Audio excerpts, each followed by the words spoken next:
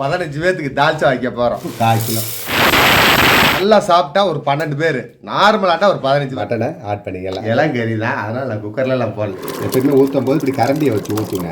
கோழி விட்டு ஊறுன மாதிரி ஒரு புளி. பருப்பு நல்லா வெந்ததுன்னா உரப்பு கொஞ்சம் கம்மியாக போயிடுச்சு. புரியுதுங்களா? தால்ச்சா ரெடி. பாருங்க அப்படியே மல்லிகைப்பா போச்சு. மட்டன் தால்ச்சா வேற லெவலாக இருக்குங்க.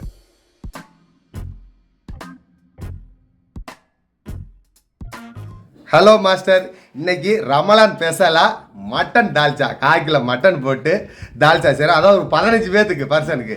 நல்லா சாப்பிட்டா ஒரு 12, நார்மலாக சாப்பிட்டா 15 பேர். எப்படி செய்யலாம் பாப்பா வாங்க. கடலப்பருப்பு 80 கிராம், தோரம் பருப்பு 1/4 கிலோ. இது ரெண்டையும் கழுவிக்கலாம். சும்மா லைட்டாக ஒரு வாசம் பண்ணிக்கலாம். இப்போ வந்து மூழ்கிற அளவு நம்ம தண்ணி வச்சுக்கிடுவோம்.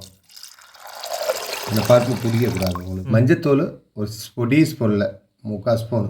மட்டன் தால்ச்சா செய்கிறதுனால 1/4 கிலோ மட்டனே வாங்கியாச்சு. அதில் 50 எலும்பு இருந்துச்சு. பருப்பில் போட்டுக்கலாம், பருப்பு வாசமனமாக இருக்கும். இப்போ வந்து பருப்புக்கு தண்ணி ஊற்றியாச்சு. இப்போ குக்கருக்கு மூடியை போட்டு அடுப்பு பற்ற வச்சுக்கலாம். ஒரு 4 விசில், 3 விசில் 4 விசில் விட்டுக்கலாம் வாங்க. இப்போ பருப்பை வச்சாச்சு. ஒரு சின்ன கோழி விட்டு ஊறுன மாதிரி ஒரு புளி இப்போ ஊற போட்டுக்கலாம் வாங்க.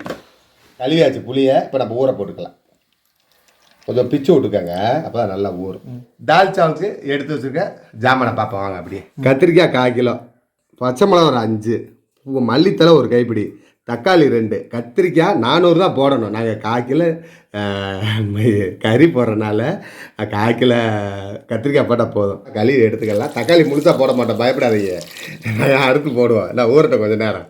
அடுப்பில் குக்கரை வச்சாச்சு. குக்கர் வைக்கணும் வைக்கலாம், சட்டி வைக்கணும் வைக்கலாம். இப்போ நம்ம கத்திரிக்காய், பச்சை மிளகா, மல்லித்தலை ஆட் பண்ணுவோம். பொதுவாக அடுப்பு பற்ற வைக்கலை, செலவு பூரா ஏற்றிக்கலாம். கத்திரிக்காய், பச்சை காய்ங்க, அருமையான தக்காளி, கழுவி வச்சுருந்த மட்டனை ஆட் பண்ணிக்கலாம். ஆனால் பருப்புலையே எலும்பு போட்டிருக்கோம். இது கறியே போட்டாச்சு.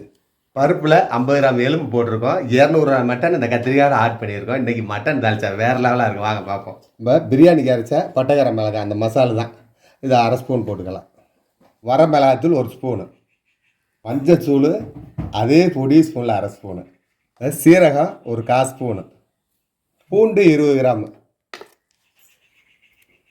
சின்ன வெங்காயம் 20 கிராம், இஞ்சி பேஸ்ட்டு 10 கிராம். எல்லாமே பேஸ்ட்டு தான். உப்பு தேவைக்கு. கத்திரிக்காய் மூழ்கிற அளவு தண்ணி ஊற்றிக்கலாம் வாங்க. நம்ம 1/2 லிட்டர் தண்ணி ஊற்றியிருக்கோம். இன்னொரு கொஞ்சம் ஒரு 200 ஊற்றுவோம். கொஞ்சம் வேணும் சரிங்களா? வேறு கறி வேணும், அதனால் இன்னொரு 1/4 லிட்டர் ஊற்றுவோம்.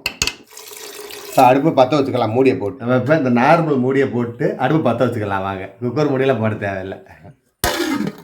அடுப்பு பற்ற வச்சாச்சு. ஒரு 10 நிமிஷம் நல்லா கொதி வருது. இளம் கறி தான், அதனால் நான் குக்கர்லாம் போடல. இப்போ மேலே மூடி போட்டு வச்சுருக்கோம். கொதி தொட்டி பருப்பை ஆட் பண்ணிவிட்டு புளியை ஊற்றிட்டு இங்கே ஒரு மாங்காவை போட்டு உப்பு உரப்பு பார்த்தோன்னா வேறலாம் இன்னைக்கு மட்டன் தால்ச்சா. கொதி வந்துருச்சு. 10 நிமிஷம் ஆயிடுச்சு. ஒரு கிண்டி விட்டுக்குருவோம். கத்திரிக்காயெலாம் கத்திரிக்காய் வந்துருச்சுன்னா கறி வெந்துடும் உங்களுக்கு. கறி எல்லாம் கறி நல்லா வேகட்டும். இன்னொரு 10 நிமிஷம் வேகட்டும். ஓடியா போ. ஒரு 1/4 மணி நேரம் ஆயிடுச்சு. கத்திரிக்காய் வெந்திருக்கும். மாங்காய் ஆட் பண்ணிவிட்டு பருப்பை ஆட் பண்ணலாம். மாங்காய் வெந்துட்டு வாங்க. கத்திரிக்காய் பார்த்தீங்களா? அப்படியே தோல் துண்டாக வந்துருச்சு. இப்போ நம்ம மாங்காய் ஆட் பண்ணிக்கலாம். மாங்காய் ஒரு 100 கிராம் 150 கிராம் இருக்கும். சின்ன காய் 1 கிராம். மாங்காய் போட்டால் தால்ச்சாவே. கொஞ்சம் மசிட்டு அது முன்னாடி புளியை கரைச்சிக்கலாம் சரிங்களா? மாங்காய் மசிட்டு புளியை கரைச்சிக்கலாம். பருப்பு பார்த்தீங்களா அப்படியே மைமையாக வெந்துருச்சு. அப்படியே உடைக்கவே தேவையில்லை. அப்படியே புளியை எல்லாம் கரைச்சி ஊற்றிடலாம் சரிங்களா? புளியை ஆட் பண்ணிக்கலாம். பருப்பு சூப்பராக வெந்திருக்கு. ஒரு 3-4 விசில் விட்டோம். இப்போ நம்ம ஆட் பண்ணிக்கலாம் வாங்க. எப்பயுமே ஊற்றும் போது இப்படி கரண்டியை வச்சு ஊற்றுங்க. அப்போ தான் உங்களுக்கு மேலே தெரிக்காது. இப்போ உப்பு உரப்பு பார்த்துக்கலாம் சரிங்களா? வாசத்துக்கு 2 மின்ட்டு, அதாவது புதினா, மல்லி போட்டாச்சு.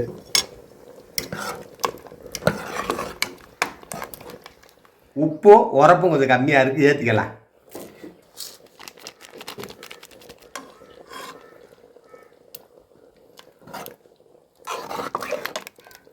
நம்ம 1 ஸ்பூனு தான் மிளகாத்தூள் போட்டோம்.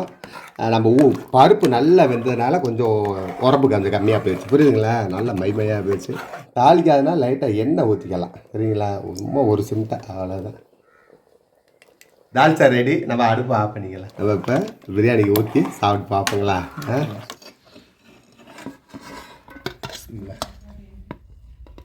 நம்ம மட்டன் தால்ச்சா வேற லெவலில் செஞ்சு வாங்க. தால்ச்சா ஊற்றி சாப்பிடுவேன்.